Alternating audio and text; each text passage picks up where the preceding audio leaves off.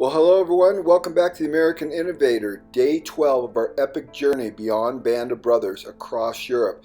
Today we go to Nuremberg. Now, Nuremberg became a central nervous system for the Nazi Party. This is where they held a lot of their rallies, and they built a lot of huge structures that most of them they did not finish. And this one particularly is like their Congress Hall, where they would have upwards of 40,000 members of the political party meet, but they never finished it. This was actually a covered arena, 1.5 times bigger than the Colosseum. It was really a staggering size of it, was overwhelming. When you're inside of it, it was just like, oh my gosh, this is crazy.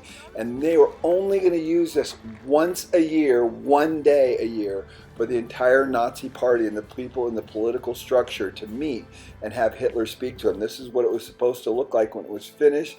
I don't even know how they would build the ceiling. This is what it looked like under construction. But when the war started in 1939, that's when they had to cease construction of it, because they had to put all their money and efforts into the war effort, particularly on the Eastern Front with the Russians. As we look back over the lake, you can see it there, all covered with granite. The outside looked pretty complete. The roof structure was not done. Then they were going to build this arena that held 400,000 people, and they built a mock-up of it on the side of a hill to see whether or not people could actually see down into the arena, and they found out it was actually too big. And then this is Zeppelin Field, and this is really the main place that Hitler used for rallies. The rallies would sometimes last about a week at a time. Hundreds of thousands of people were there. Look at the size of the gathering. It was just huge, and Hitler would stand up there and speak and get everybody all pumped up. Now, we actually got to go to Zeppelin Field, walk around, and see what it was like. This is actually at the top of Zeppelin Field, and right down there is where Hitler would stand and address the masses. And then Hitler's architect Albert Speer created this massive light show that shines 6 kilometers up into the sky.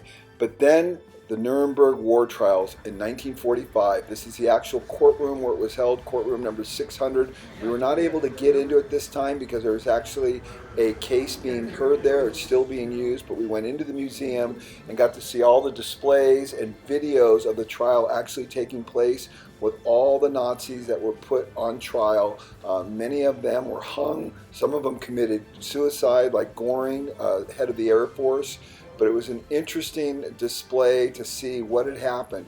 And I think probably the most fascinating thing was at the end of the display, it showed all the war crimes that are in current time in the last 10 years in Sarajevo with Milosevic, who died in prison in The Hague, and then many of the other African leaders who also committed war crimes. Just a cautionary tale to all of us to know history and to be able to be aware when people start with propaganda, particularly hatred towards another group of people.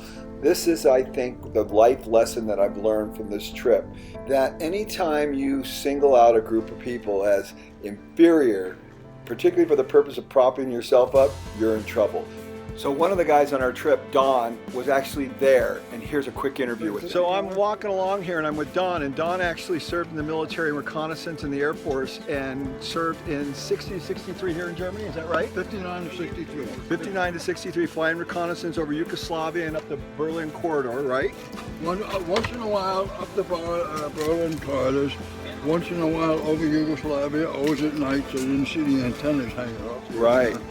And along the Black Sea once in a while, mostly along the borders between East and West Germany. Wow, and so how did you like living in Germany? I loved it.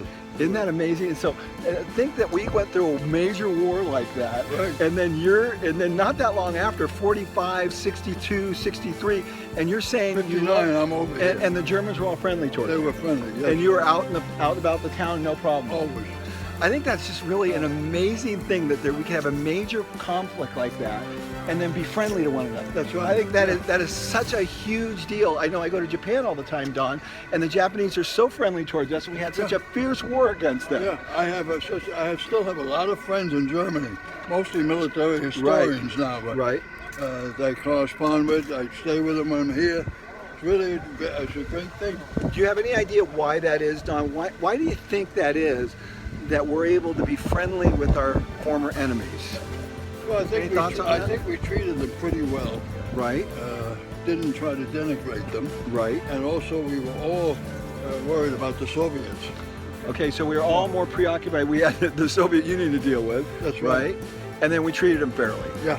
Awesome. Well, In thank the you. West Berlin, West Germany, we treated them much better than the Soviets treated them in East Germany. I see. So there's a good contrast there. Oh yeah. Well, I thank think you. Thank you for your service. That is really It amazing. was an honor. Okay. So there you have it, another amazing day, day 12, Nuremberg, on our epic journey beyond Band of Brothers across Europe.